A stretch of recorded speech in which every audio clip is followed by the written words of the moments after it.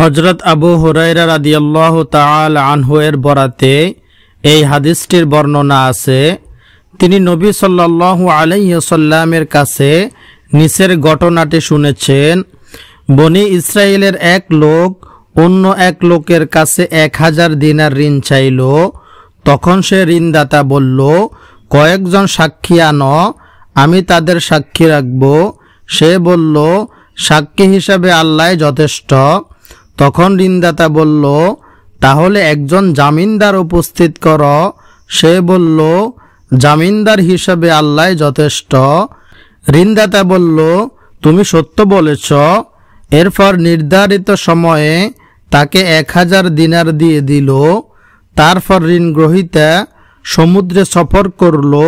সে তার কাজ শেষ করে সে যানবাহন খুঁজতে লাগল, যাতে নির্ধারিত সময়ের মধ্যে ঋণদাতার কাছে এসে পৌঁছাতে পারে, কিন্তু সে কোনো বাহন পেল না। তখন সে এক টুকরা কাঠ নিয়ে তা ছিদ্র করে ঋণদাতার নামে একটি চিঠি এবং 1000 দিনার তার মধ্যে ভরে ছিদ্র বন্ধ করে সমুদ্র তীরে এসে বলল, হে আল্লাহ, তুমি তো জানো আমি অমুকের কাছে 1000 দিনার ঋণ চাইলে সে আমার কাছে জামিনদার চেয়েছিল। আমি বলেছিলাম, আল্লাহ জামিন হিসেবে যথেষ্ট। এতে সে রাজি হয়। তারপর সে আমার কাছে সাক্ষী চেয়েছিল। আমি বলেছিলাম, সাক্ষী হিসেবে আল্লাহ যথেষ্ট। তাতে সে রাজি হয়ে যায়। আমি তার ঋণ যথাসময়ে পরিশোধ করার উদ্দেশ্যে যানবাহনের জন্য যথাসাধ্য চেষ্টা করেছি, কিন্তু পাইনি। তাই আমি তোমার কাছে সোপর্দ করলাম।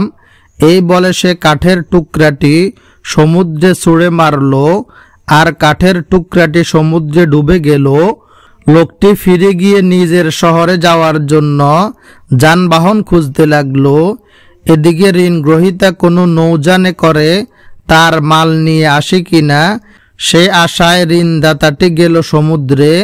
তার চোখ কাঠের টুকরাটির উপর পড়ল, যার ভেতরে ছিল দিনার। সে কাঠের টুকরাটি তার পরিবারের জ্বালানি হিসেবে বাড়ি নিয়ে গেল। কাঠটি ছেঁড়ার পর সে দিনার আর চিঠিটা পেয়ে গেল। কিছুদিন পর ঋণ গ্রহীতা 1000 দিনার নিয়ে এসে হাজির হলো।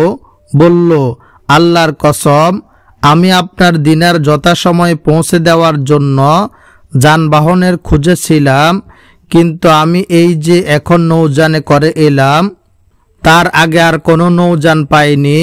ঋণদাতা বলল, তুমি কি আমার কাছে কিছু পাঠিয়েছিলে?